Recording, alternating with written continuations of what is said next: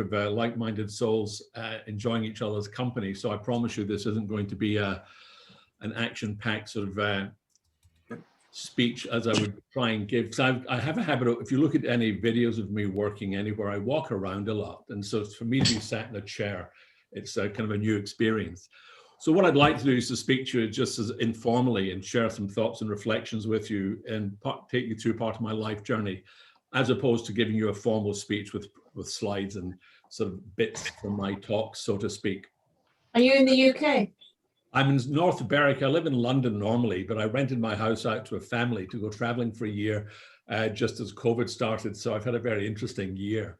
I've been a few places, but I'm now sort of settled in North Berwick for 2 months, and then hopefully I'll move back to London. That's the plan. But how did I end up here? And I don't mean North Berwick. How did I become a motivational speaker? When I was a child, I wanted to be a cowboy or an astronaut. I didn't have any idea this is what I wanted to be. But let me get the year, 33 years ago, I was lying in bed and 4 questions popped into my head. And the 4 questions were very revealing. The first question was, why are rich people rich? The second question is, why are successful people successful? The third question was, why are happy people happy? And the fourth and the most revealing question was, why am I none of these 3 people? The bed I was lying in at the time was in the intensive care ward of the Royal Marsden Hospital in London. I was 28 years of age and I'd been diagnosed with lymphatic cancer. I just had surgery to take out 21 biopsies from my body, and I had to wait 5 days for the results of the biopsies to let me know how far the disease had spread. And those 4 questions generally popped into my head, and I promised myself, having lived a very sort of slightly hand-to-mouth life in my 20s as a freelance writer for television, that I was going to find out the answer to those 4 questions. And that's what set me on this path. I remember 3 months after I was out of hospital going to a bookshop. Absolutely true. I went to a bookshop in London and I started buying every self-help book I could find. You know, Power of Positive Thinking, How to Win Friends and Influence People, all these books. And I must have bought 6 or 7 books. And I remember going to the checkout counter and the girl looking at each book and then putting it in the cash register. I remember saying to her, look, I'm not a loser. I'm just doing some research for my life. And it got me started on this journey, which I'm still on. I've gone on to write books. I've, as Frank said, speak at conferences. I've taken my interest into golf. So what I became fascinated by was success. Because when we're young and as we get older, we want to be successful, be it as partners, golfers, business individuals, entrepreneurs, whatever. We want to be successful. But then this question popped into my head, what is success? I mean, you've got Elon Musk, who according to Forbes magazine is the richest person on the planet. I think he's worth $178 billion. He's worth $178 billion. Can you, I mean, let me put that in perspective for you. That's more than I earn, right? So that's just a huge, huge, colossal sum of money. And then you've got, you know, that wonderful woman, the late Mother Teresa of Calcutta. And Mother Teresa of Calcutta died when she was 84. And when she died, all she had to show for her life was a chipped tin enamel mug and a threadbare cotton sari and rosary beads. So who was more successful, Elon Musk or Mother Teresa? And I came to the conclusion they're both equally successful. Success was the realization of their personal goals. And this has been my experience in life when I've met people who are very, very wealthy. They never set out to become very, very wealthy. They set out to achieve something specifically. So when I started studying success in life, I realized there were, as there are in all things, common principles. If you play tennis, there's common principles to the perfect serve. In aerodynamics, thermodynamics, fluid dynamics, architecture, engineering, astrology, astronomy, you name it, there are fundamental principles.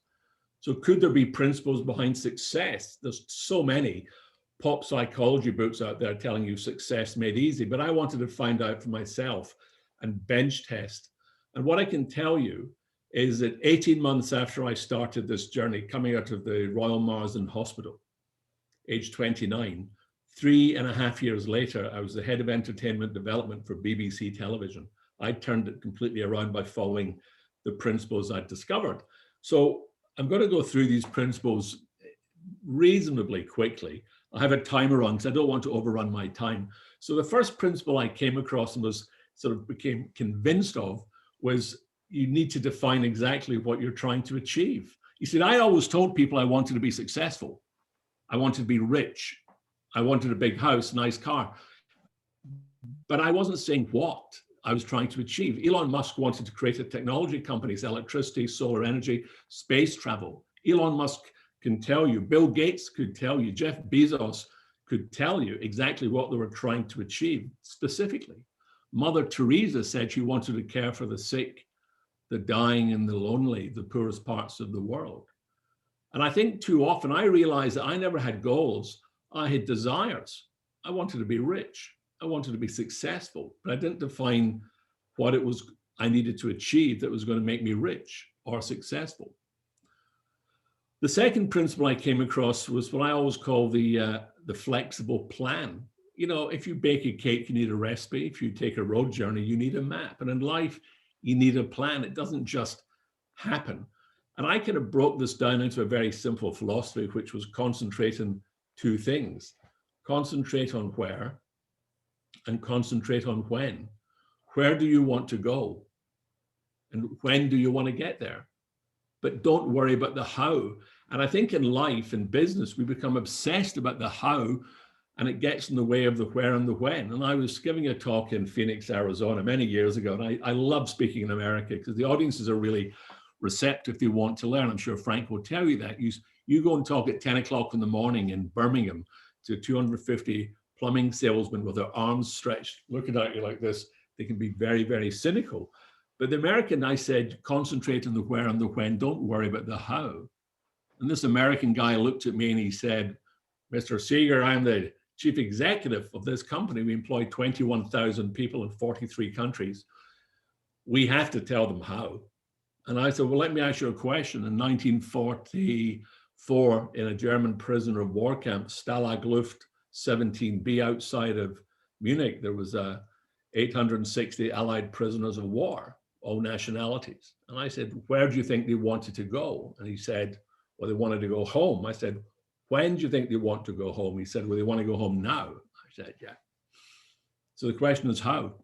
So let's imagine they hired McKinsey consultants. Let's imagine you hired some fancy accountancy firm to do a time and motion study.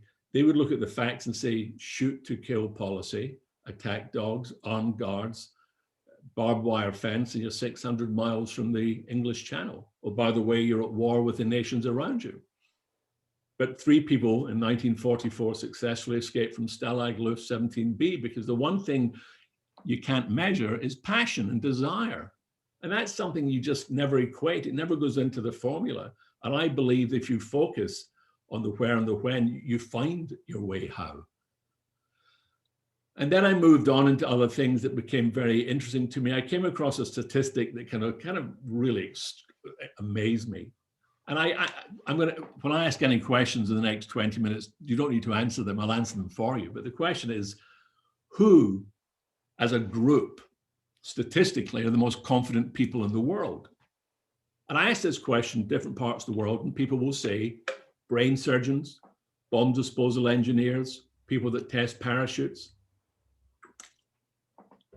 And I tell them, statistically, the most confident people in the world are 4-year-old children.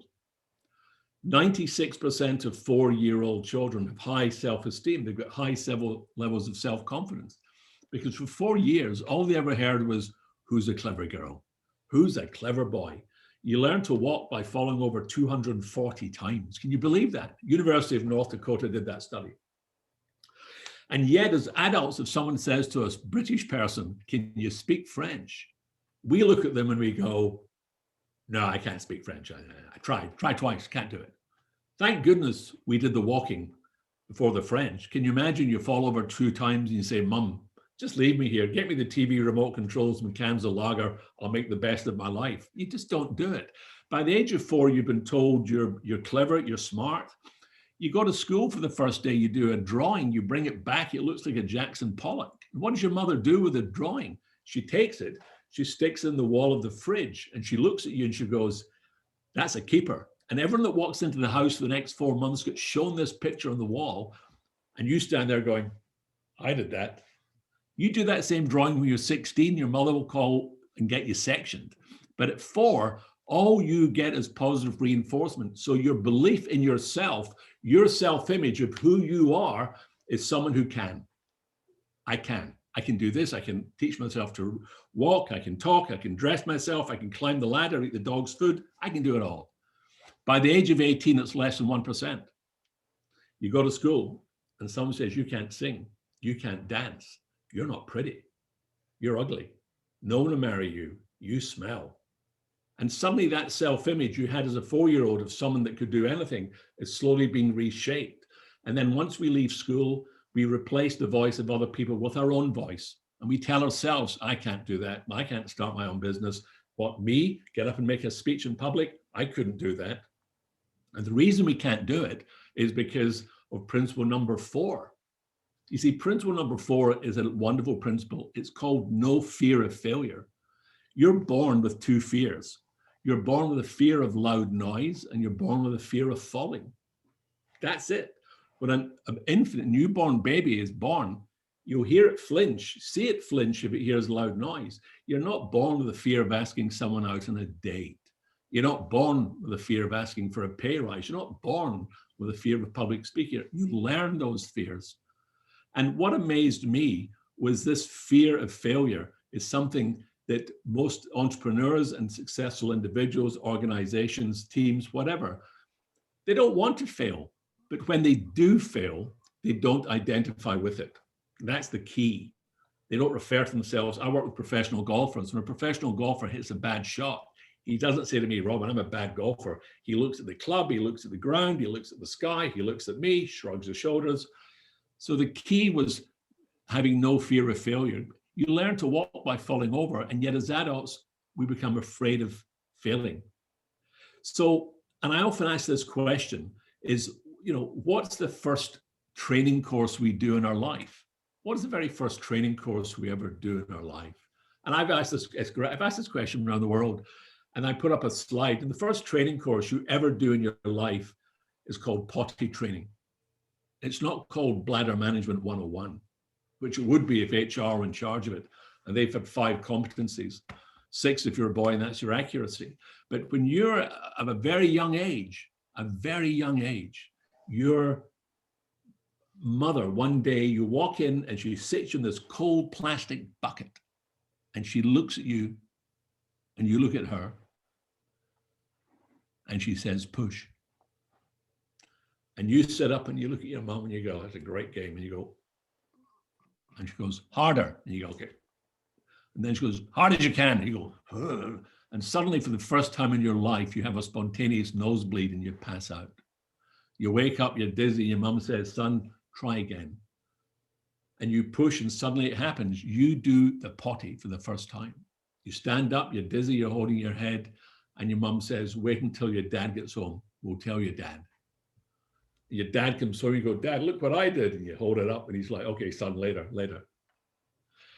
And people ask me this question because I say to them, at that moment, when you successfully do the potty by yourself for the first time, your mother says 2 words. It doesn't matter if she's rich or poor, tall or short. Doesn't matter if she's educated, uneducated, has teeth, no teeth, is married for the first, third, 5th time.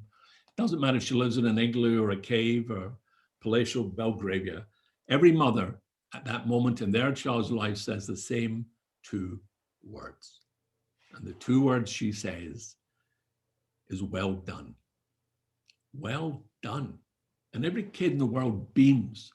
And the question I'm asked more than any single question in my professional life, and I'm not sure about the rest of what your question you get asked is, but the question I get asked more than any other single question.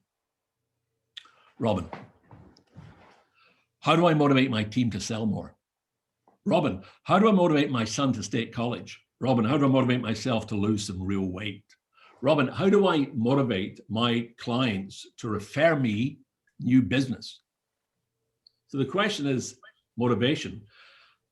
And I've been in this world for years, and I've got a couple of absolute truths. Number one, I can't motivate you to do anything you don't want to do. That's an absolute fact. What I can do is hopefully blow the smoke away. So I give people this research. When people talk of motivation, they're often talking of Maslow's hierarchy of needs. That's not the motivation to succeed and be happy. It's the motivation to survive and reproduce, shelter, food. The motivation to be successful. Over the last 50 years, I've done this study 3 times to the best of my knowledge, most recently in 2014.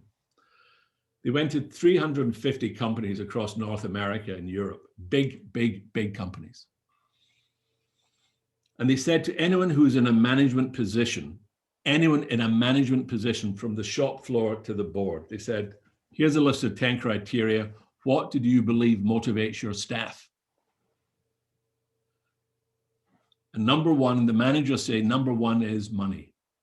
Number 2 is job security. Number 3 is promotional opportunity.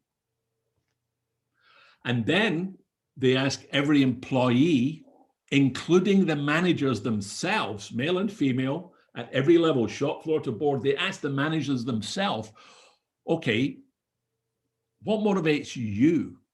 What motivates you to succeed? And number 1, the number 1 motivator at work in life is the need to be appreciated, to be loved, to feel valued. Number 2 is the need to feel included or to belong. Number 3, the need to be involved and understood. So when you're doing your potty for the first time, are you appreciated? Definitely. Are you understood? Does your mother understand your worries? Yes. Are you included, involved? Absolutely. So this notion that some person is going to walk on a stage and motivate you, I always think it's a misnomer, because the motivation comes from those around you that support your dreams, support you, believe in you, and encourage you and support you. Because too often in life, all we got for the first 4 years of our life was, you can do this, you've got this, you're included, involved, and appreciated. God, I wish people would tell me I'm clever now. Well, you're a clever boy, really? Oh, good. We don't get it enough. Anyway, moving on, there's a question I often ask audiences, and it's a short question, but it's a simple question. And with exception, I've asked this question, the question I ask is, who cuts your hair? I ask it to audiences everywhere. The only place this goes catastrophically wrong is China, because it appears in China, parents cut their children's hair and wives cut their husband's hair. But in every other country, I ask the question, and the question is, who, just by a show of hands on this screen, this is the only interactive thing we'll do, by a show of hands, how many people in this room, in this group chat, can give me the name of the person who cuts their hair? Okay, that's about half. I can see half there. Normally it's about 70 to 80% in audiences.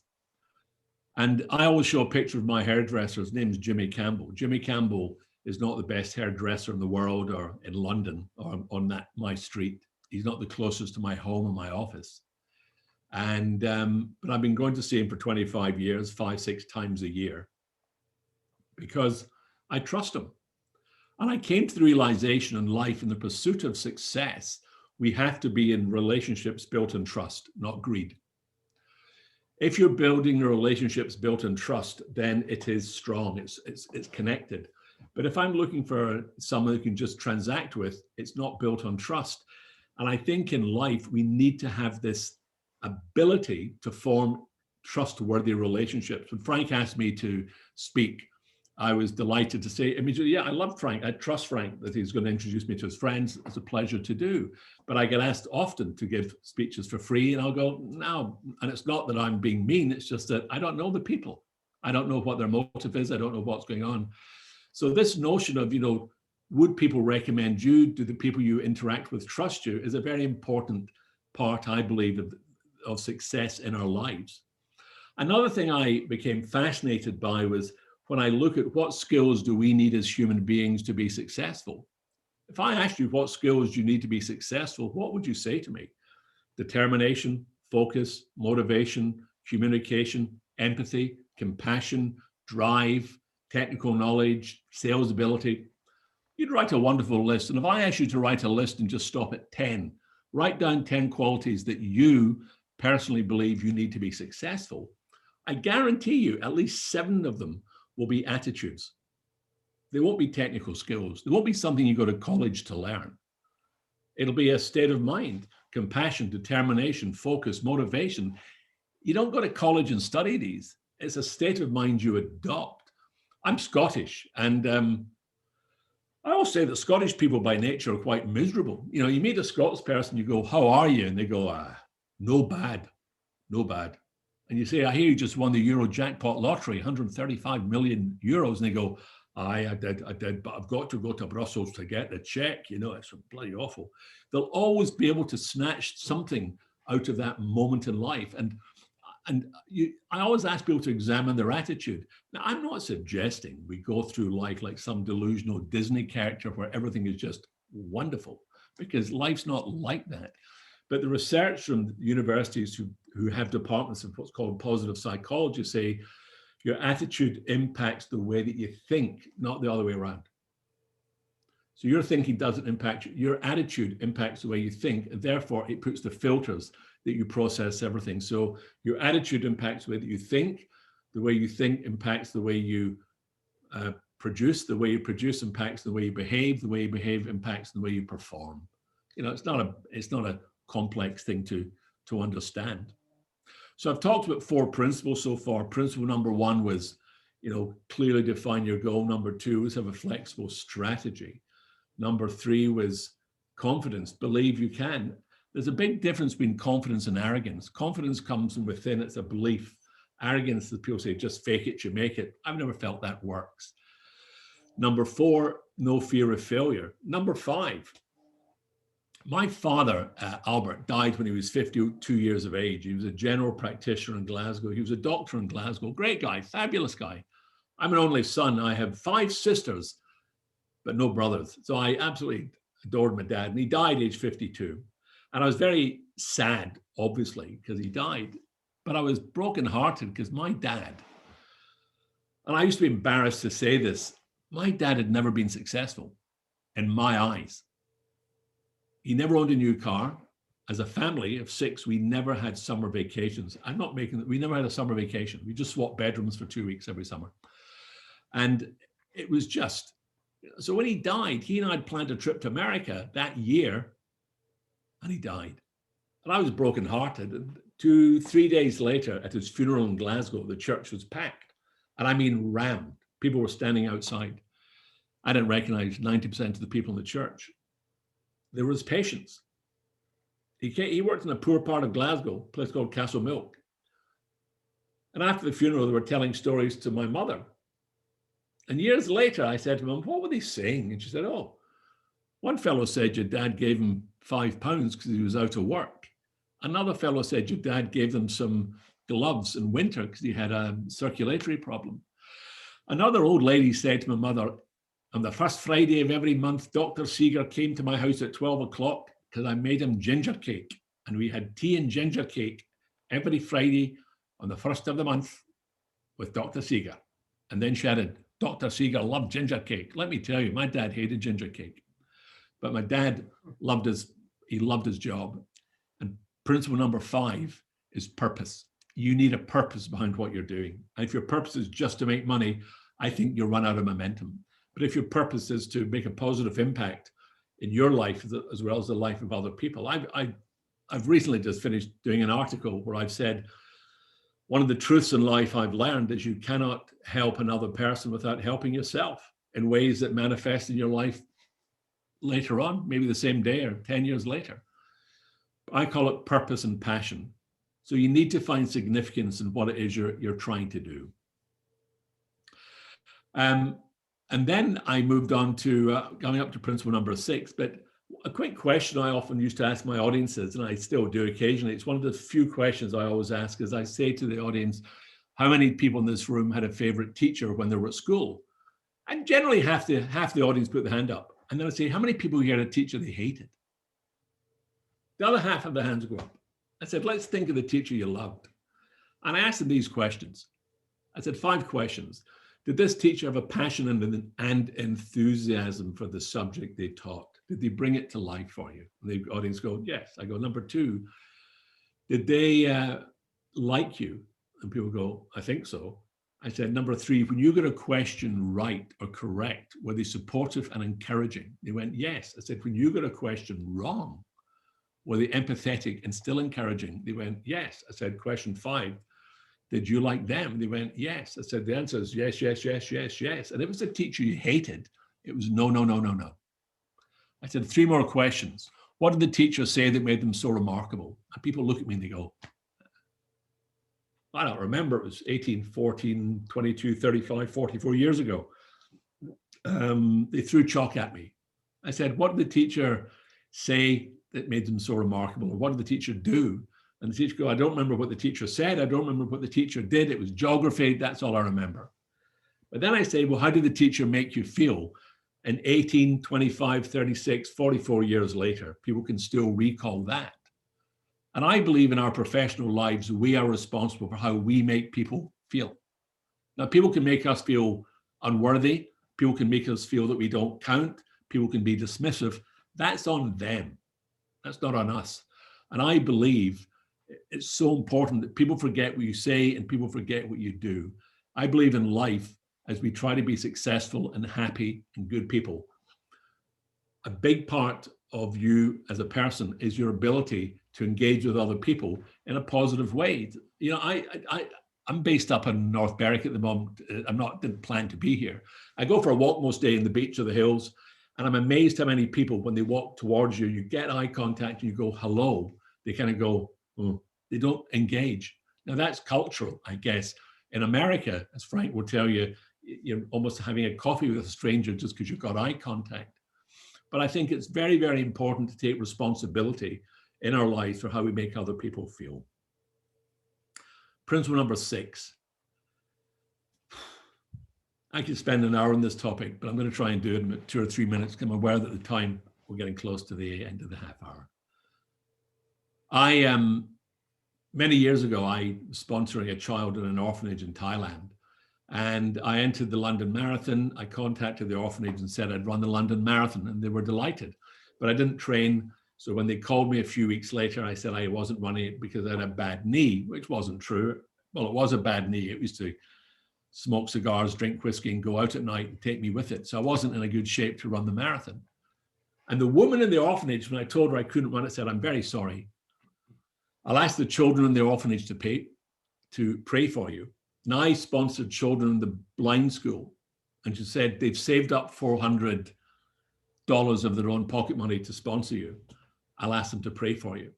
And I felt terrible. So I said, don't worry, I'll run the New York Marathon instead. 5 months later, she phoned me again. She said, how's it going, Robin? And I wasn't entered in the New York Marathon, obviously. But at the beginning of this presentation, I said, concentrate on 2 things, where and when. Don't worry about the how. I wanted to go to New York Marathon on the 3rd of December on the year 2000, and at 9:40 start running. I called my friends in America. One of them's wife used to work for Pepsi. They were a sponsor. They got me into the New York Marathon. I ran it. I got a medal. I flew to Thailand, went to the blind school, met the little girl, Sumitra, gave her the medal. And the reason I gave her the medal, she taught me a great lesson. Enthusiasm gets you nowhere, gets nothing done, and you can fake it. She taught me when you say you're going to do something, you do it. And that's commitment. And commitment to me is the glue. Commitment is doing the thing you said you'll do long after your desire to do it has passed you by. And finally, the final principle. The final principle is, I love it, it's called celebrate success. In our lives, we wait for our birthday or Christmas, maybe Easter Day or Valentine's Day to celebrate. Celebrate what? A special occasion. I truly believe that when a child takes its first steps, you celebrate. When a child says its first words, you celebrate. When it puts its pullover on for the first time, you celebrate. When it goes to school, you celebrate. And when you celebrate, you release endorphins, you impact on your self-image of who you are, of being a high achiever. And yet we don't celebrate success. I think a positive word, a well done, good girl, good boy means so much to people. Even if it's, somebody once said to me, no man in the world ever got into trouble for doing the dishes or complimenting their partner's hair. And it's true. It's that ability to find the small successes in life to celebrate and give yourself a pat on the back. My friend Peter McKiernan, who used to be the professor of management at St. Andrews University, he came across a study, and the study said a third world immigrant going to a first world country is 4 times more likely to become a self-made millionaire than someone born in that first world country. And he said they did a study as to find out why. Why does the third world immigrant who comes to a first world country, why are they 4 times more likely to become self-made millionaires? And they did a study over 3 years, and they concluded their answers. So let me tell you the answer. It's not, so is it A, are they 4 times luckier, yes or no? No. B, are they 4 times cleverer, yes or no? No. C, are they 4 times harder working, yes or no? No. The answer is D. They're 4 times more likely to recognize an opportunity. You know why? They're looking for it. They're looking for it. They walk down the same street you and I walk down, but they suddenly see a location for a shop or a dry cleaners. They see an opportunity. Someone once said to me, if Richard Branson and a civil servant walked into a room and there was a 20-pound note on the floor, who would see it first? And they said, Richard Branson would see it first because he's looking for it. And I think there's truth in that. We need to keep our eyes open for opportunities because often we don't. So I'm just going to finish off now with one final thing. In the course of my work, I get to talk to lots of different audiences. And I often say, you can't make people do things. You can encourage people to do things. And I always put my name, and this is absolutely true, and I don't know if Frank would agree with this, and other speakers here might agree with this. At the end of every talk I give, I put my email address up with the permission of the hosts. I say, can I put my email address up? Because I never take Q&A at the end of a speech normally, because in a professional environment, an audience of 200 or 2,000 people, it will kill the energy in the room as sure as, as anything you can do. And I put my name and I put my email address up. And people say, why are you doing that? You're going to be inundated by emails. Can I tell you that I reckon in the last 10 years, if I've conservatively spoken to, let's say 60, 70,000 people, I've received 5 emails. People don't take action. And I really believe the difference between those that succeed and those that don't succeed in relationships and life are the people who do. My friend Tom once said the world's divided into 2 types of people, the gunners and the doers.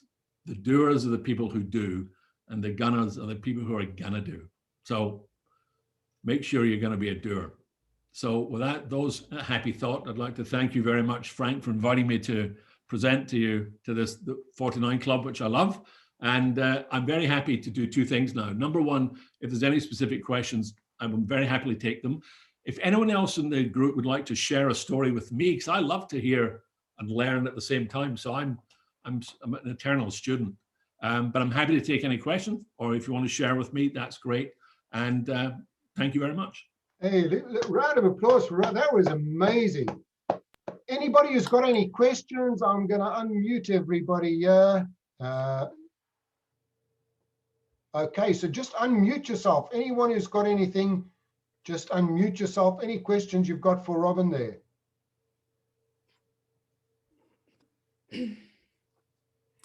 Frank, can I share something then? Okay, go ahead. Yeah, go ahead. Mine was just sorry. I'll ask later. Okay, Paul. So, Robin, I use a similar analogy when I'm teaching groups to your school teacher one.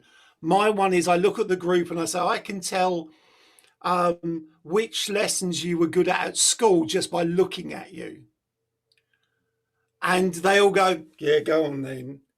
And then I lean in, I just go, you were good at the lessons where you like the teacher. And they just go, yeah. And I said, year on year, I said, if one year you had a French teacher that you liked French, So, but the next year, if you didn't like the teacher, you didn't like French. So I said, it has nothing to do with the content usually. It has a lot to do with what you've just described, which is those, I only use liking. I hadn't thought about the other things you've referenced. But it really does, people sort of go, oh, come on then, tell me which lesson I liked. And I generalize it to that. And they seem to, I think they recognize that. Yeah. There's a guy in America called Jeffrey Gitomer. I don't know, Frank, you know him, but I've known Jeffrey for years. Jeffrey once said something I thought was profoundly wise. He said, people like to do business with people they like, all things being equal. Yeah. He then added, Paul, all things not being equal, people still prefer to do business with people they like. Yeah. Mm. Yeah. Yeah.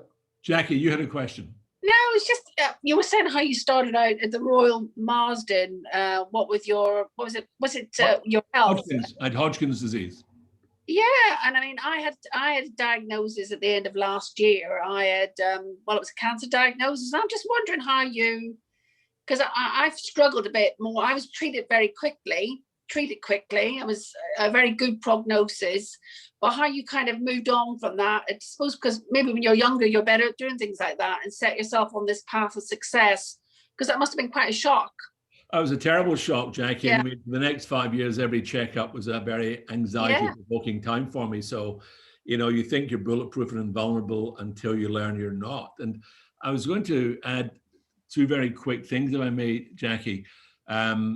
I had cancer and I was losing weight. I come from a family of doctors, and I was telling them all my symptoms, and they're going, "Yeah, you're fine, you're fine, you're fine." Yeah.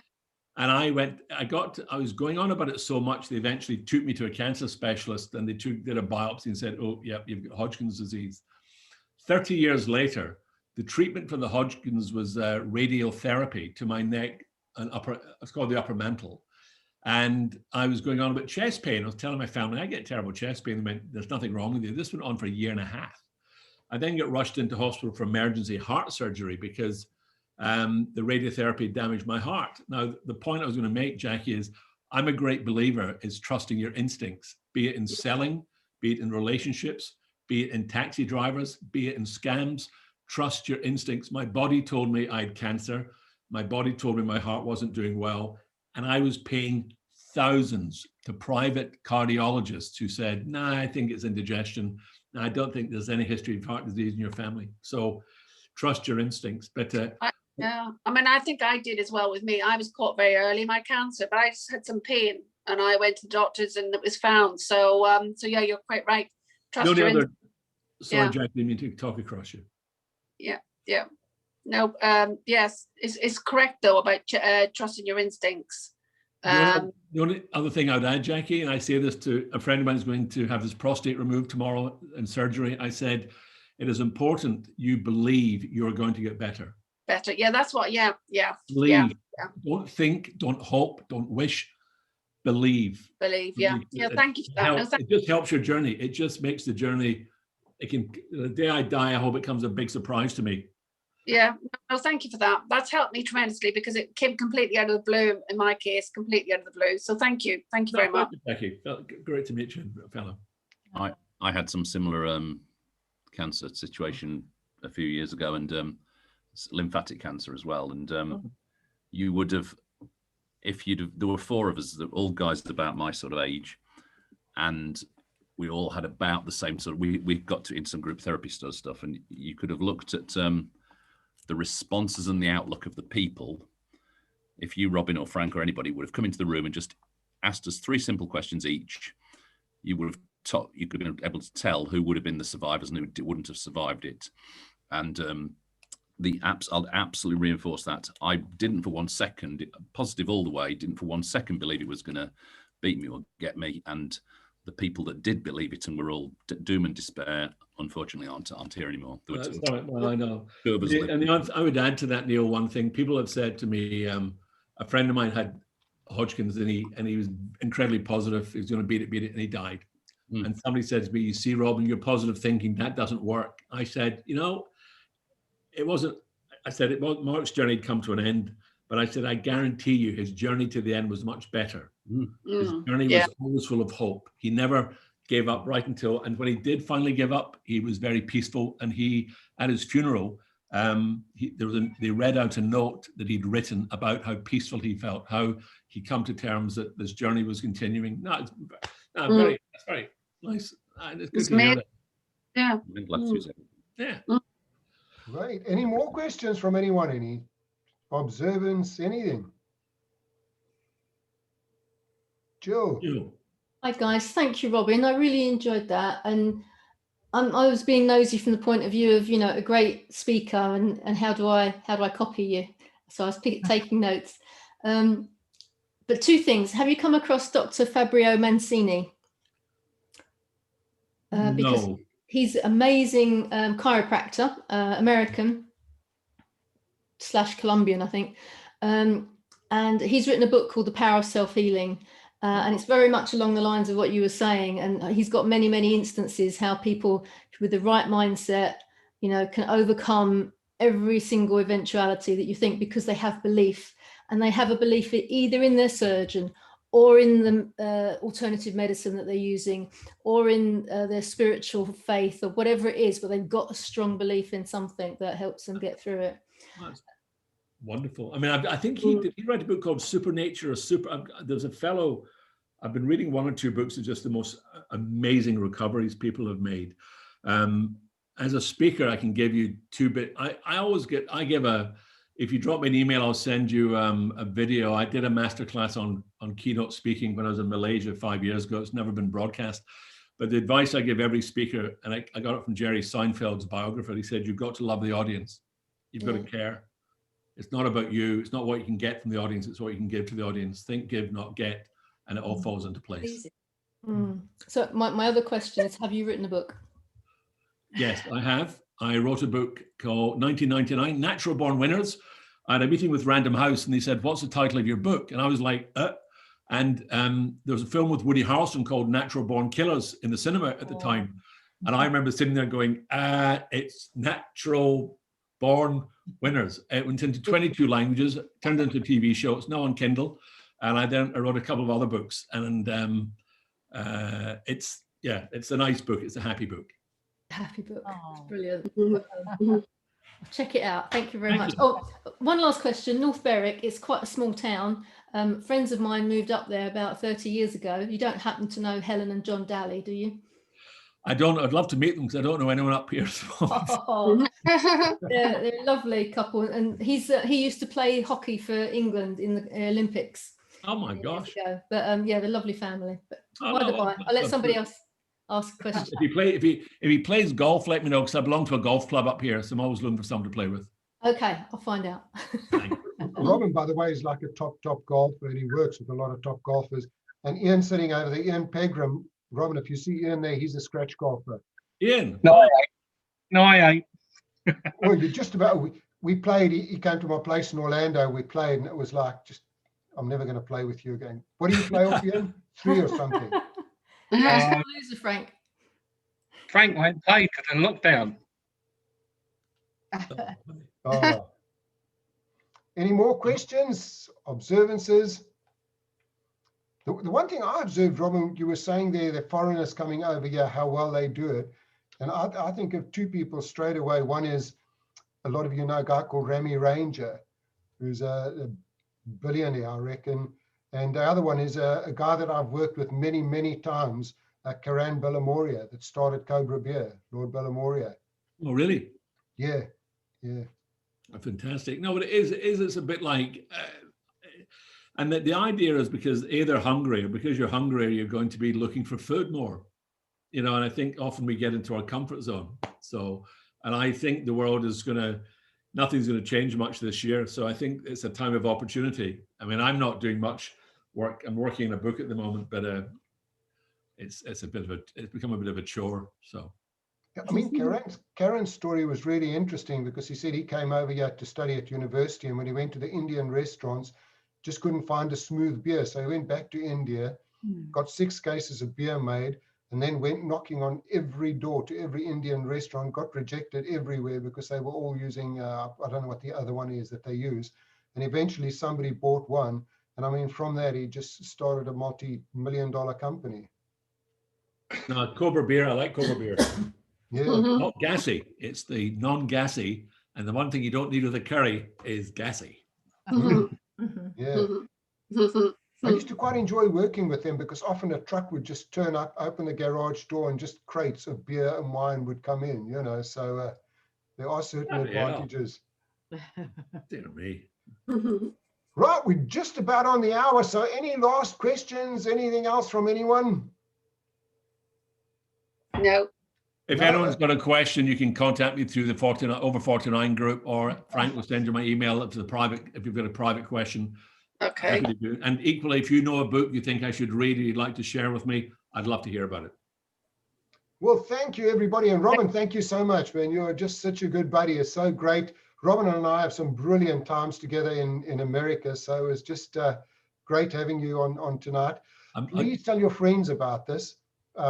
Get your friends involved. Next week is going to be, as I say, the scammers. The week after is going to be getting to know each other again. And then we've got our quiz nights.